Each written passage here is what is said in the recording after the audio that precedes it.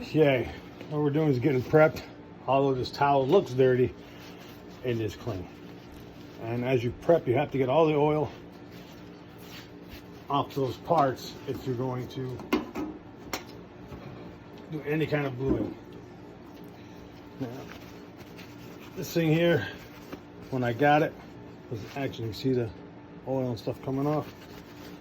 Stuff won't stick to that.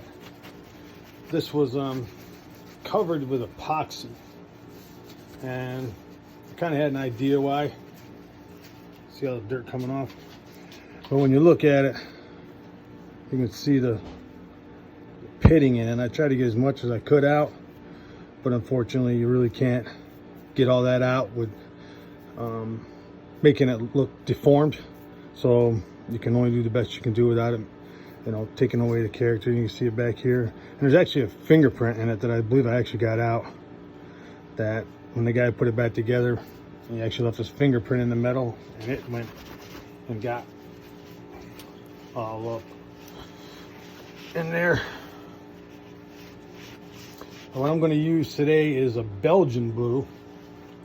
Don't be afraid to use lots of acetone. Make sure these parts are good and clean.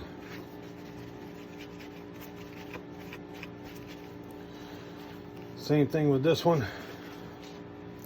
You can see all the pits up in there, right in there, right back there. I did get a lot of those out. Did actually get a lot of these out, but they're still there. So just got to keep cleaning them.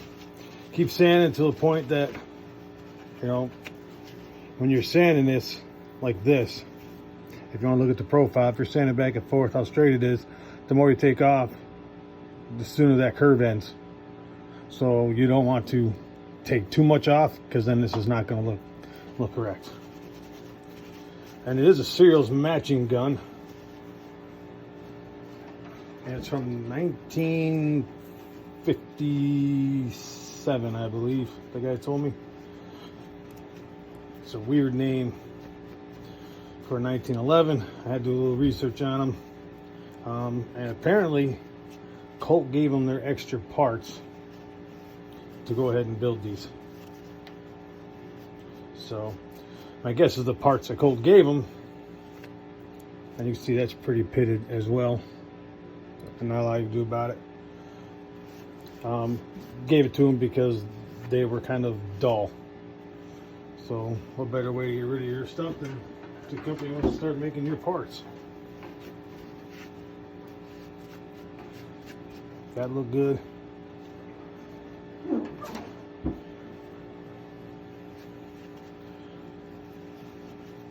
That looks good.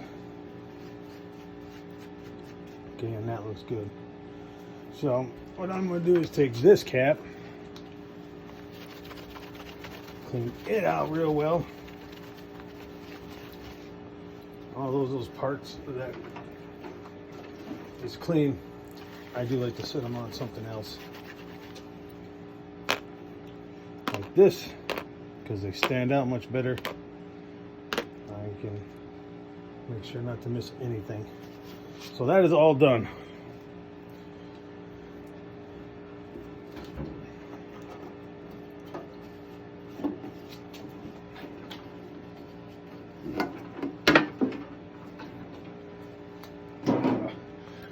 So at this point, the water's boiling, or it's starting to boil. I haven't quite got it there yet, although it's on.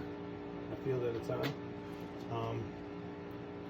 I am going to take a quick break to go get a cup to put the Belgian blue in, so I can then start the process, and I'll start it back up then.